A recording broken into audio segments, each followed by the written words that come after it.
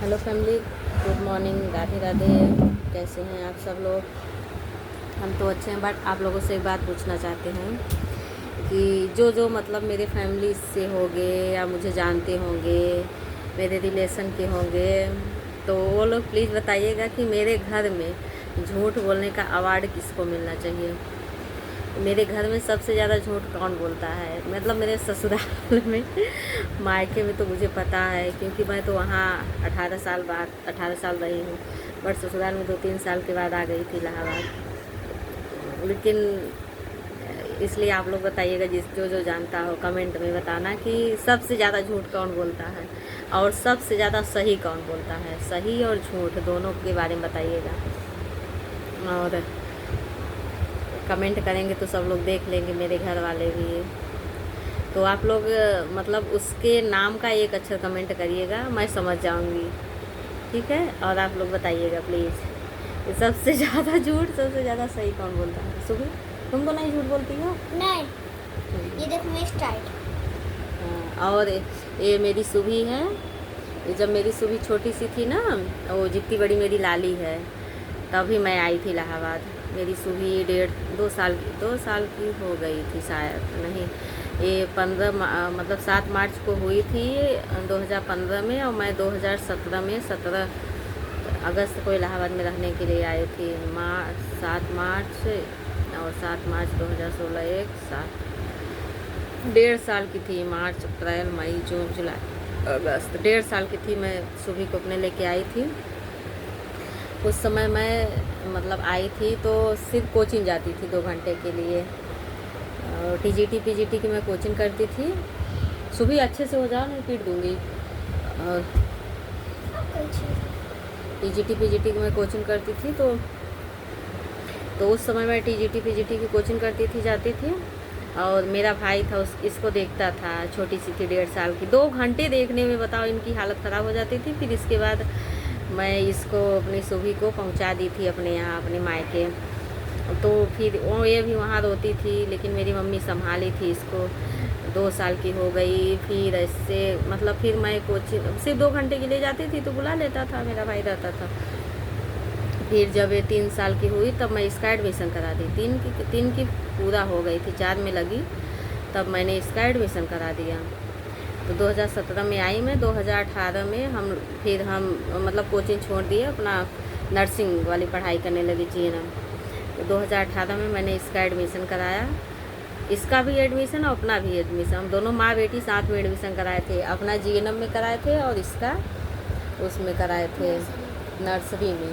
तभी स्कूल जाने लगी। स्कूल ऐसे इसकी उस समय छुट्टी होती थी 11:30 बजे, तो इसके डैडी रहते थे, स्कूल से ले आ लेते थे। और मेरा भाई उस समय सिर्फ कोचिंग जाता था, और तो वो भी देखता था। और इसके डैडी रहते थे, तो वो भी मतलब 11:30 बजे इसको स्कूल से लिवा के तब फिर अपने ऑफिस जाते थे। उनका 11:30-12 बजे ऑफिस रहता था उस टाइम। अब तो चले जाते हैं 9:30-10 बजे। इन लोगों का नर्सरी वालों का 10:30 बजे 11 बजे छुट्टी हो जाती है अभी उस स्कूल में, तो लिवा के चले जाते थे। फिर ये मतलब 11 बजे से 4 बजे, फिर मैं 4 बजे आती थी, स्कूल से मेरी छुट्टी होती थी। मैं और मेरी ननद थी एक, चाचा की लड़की, दोनों लोग साथ में, हम लोग जीएनएम किए हैं, तो दोनों लोग हम लोग साथ में जाते थे। मेरे साथ ही रहती थी, बगल वाले रूम में वो रहती थी, सटा हुआ रूम था। तो हम दोनों लोग जाते थे साथ में। फिर हम लोग आते थे, तो फिर हम लोग आते थे तब इसको कोचिंग ले जाते थे। 5 बजे की इसकी कोचिंग थी, 4:40-45 वहाँ पे निकलने के बाद इतना तेज़ी से आते थे हम लोग कि चले जल्दी से। और इसके डैडी जियो वाला फ़ोन लेके चले जाते थे, और वहीं लेके दिन भर रहती थी, उसी फ़ोन को देखती थी। और उस बाबू को देख लो, कार्टून देखती रहती थी उसमें। और फिर जब वो स्विच ऑफ हो जाता था तब चार्ज भी लगा के स्विच ऑफ ऑन भी नहीं कर पाती थी। तो फिर अगल बगल के मतलब ऊपर के लड़के रहते थे, मतलब मेरे इलाज के लड़के बहुत अच्छे हैं, तो उन लोगों के पास मैं फ़ोन लगा के कहती थी कि मतलब मेरे सुबह से बात करा दो, नहीं तो ये जाती थी लगवा लेती थी फ़ोन। और ऐसे रूम में रहती थी अंदर अकेले। ऐसे ऐसे मेरी और मेरी बेटी की ज़िंदगी बीती है। बहुत मुश्किलों से मैंने 3 साल गुजारा है अपनी पढ़ाई को। 3 साल तक ऐसे अकेले रही है मेरी बेटी। और ये मेरी लाली है, ये तो भैया 10 मिनट नहीं रह पाएगी मेरे बिना। 10 मिनट में रोने लगती, इतना चिल्लाती, इतना कि क्या बताएं। और बीच बीच में कोई घर से आ भी जाता था, मतलब ऐसे बुलाने उलाने के लिए। एक बार मेरी चाचा की लड़की वो कल्पना आई थी, वो 1 महीने, उनकी शादी भी थी, तो ऐसे आई थी घूमने टहलने, 1 महीने रही यहाँ पे। और एक बार मेरे चाचा की एक और लड़की आई थी, तो उनका मन ही नहीं लगा, चली गई। एक बार मेरी ननद आई थी, वो भी थी 15-20 दिन थी। मतलब बीच में कोई आ जाता था, नहीं तो रह लेती थी अकेली भी। बड़ी हो गई थी, 4 साल की हो गई थी, तो मतलब हम लोग उसको इतना समझाते बुझाते थे कि ऐसे रहा करो, कहीं जाया ना करा करो। और इसमें मतलब इस सब पढ़ाई में मेरी मम्मी लोग मेरा बहुत साथ दी है, मतलब बुलाई इसको, नहीं तो हम मतलब वो तो छूट गया टीजीटी पीजीटी जो मैं तैयारी कर रही थी, क्योंकि उसमें मतलब मेरे एक रिलेटिव थे, तो वो बताए कि तुम इसमें करोगी तो इसमें तुमको टाइम लगेगा बहुत ज़्यादा, फिर पता नहीं कब तुमको नौकरी मिलेगी। ये है जीएनएम कर लोगी, अपना प्राइवेट कमाती रहोगी, 8-10 हज़ार कहीं नहीं गया है, अपना मिलता रहेगा, अपना तैयारी भी करती रहोगी, गवर्नमेंट भी हो जाएगा, कहीं संविदा पे भी हो जाएगा। इसीलिए मैंने किया, नहीं तो मेरा पूरा मन था बीएड करने का, उसके बाद मास्टर बनने का बट ये भी ठीक है, अच्छी नौकरी है हम लोगों के भी, बस गवर्नमेंट हो जाए एक बार। और ऐसे प्राइवेट भी हम लोग कमा ही सकते हैं। अरे अपने इलाहाबाद में तो कम मिलता है सैलरी, 12,000 15,000 बहुत जाएगी, तब बहुत सीनियर हो जाएंगे तब 18-20 हज़ार मिलेगी।